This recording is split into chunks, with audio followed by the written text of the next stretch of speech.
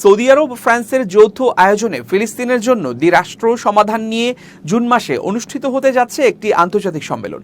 আরব লীগের একজন জ্যেষ্ঠ কর্মকর্তা শুক্রবার বিষয়টি নিশ্চিত করেছেন।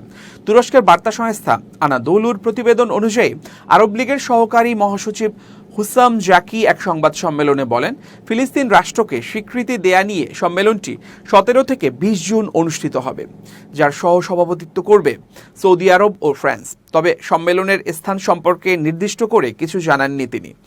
এই ঘোষণা এসেছে এমন এক সময়ে যখন গাজায় ইসরায়েলি আগ্রাসনে এখন পর্যন্ত 53,000-এর বেশি মানুষ নিহত হয়েছে, যাদের অধিকাংশই নারী ও শিশু।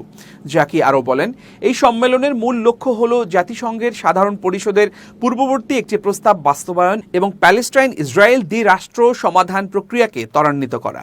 পাশাপাশি সম্মেলনে প্যালেস্টাইন রাষ্ট্র বাস্তবায়নের রাজনৈতিক, অর্থনৈতিক ও সামাজিক দিকগুলো গভীরভাবে পর্যালোচনা করা হবে। তিনি জানান, এই সম্মেলন হবে অত্যন্ত গুরুত্বপূর্ণ ও বিস্তৃত পরিসরে, যেখানে ফিলিস্তিনের বিষয়টি সব দিক থেকে আলোচিত হবে। জাকি আশা প্রকাশ করেন, সম্মেলনে অংশ নেয়া দেশগুলো ফিলিস্তিন রাষ্ট্রকে স্বীকৃতি দেবে, যা আন্তর্জাতিক রাজনীতিতে উল্লেখযোগ্য প্রভাব ফেলবে।